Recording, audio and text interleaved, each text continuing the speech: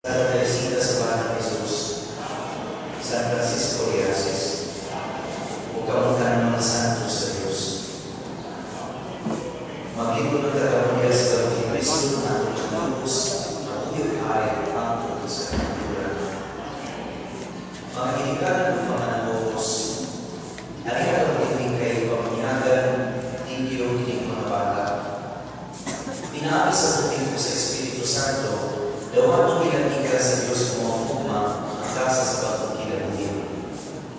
Sa inyong bahay, mga hinikanan ng nanobos, ang inyong mga anak sa kanunay, alam sa iyo nilaliga sila kinabuhin kinabituhan. Tanawan niyo mga kinabuhin Diyos doon na ihatag kanila sa Diyos, mga pinanunta tayo sa sala, alam sa kanunay mag-aanang pinigalitin nila sa ilang mga kasing-kasing. Kung ang inyong pagtuo, natandang na kayo sa pagdawat ng karulangan, pagtuo ninyo karoon ng mga panumpa sa inyong pagaligong bunyan.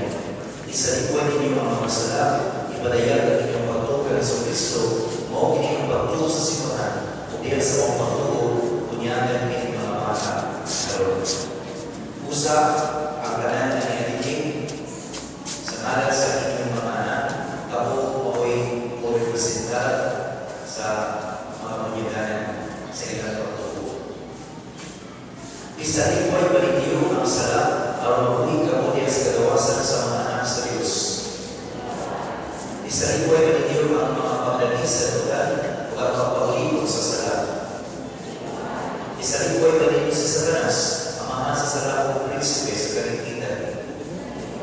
Nanduo ang ako sa Diyos ang mga magagagawa sa kanan pagbubuhat sa langit ng Yuda. Nagtuwa ka po Kristo Kristo, yang tuntunan na ng Ginoo, na ginamit ni Maria ng Pilipinas bilansa sa krus, na matay ng Pilabu, na manong igal sa mga pinatay, o karoon na lingkod sa tulo sa mga. Nagtuwa ka po sa Espiritu Santo, sa Santo sa Katolikong Simbahan, sa panagiusa sa mga santo, sa pasaylo sa mga sala, sa pagkabalong sa lawas sa pinaging dayon. O kini ang atong tuo, o kini ang pagtuo sa simbahan, mapasigabuhan kita sa pagpadayag ini, diya kami sa Kristo at ang Ginoo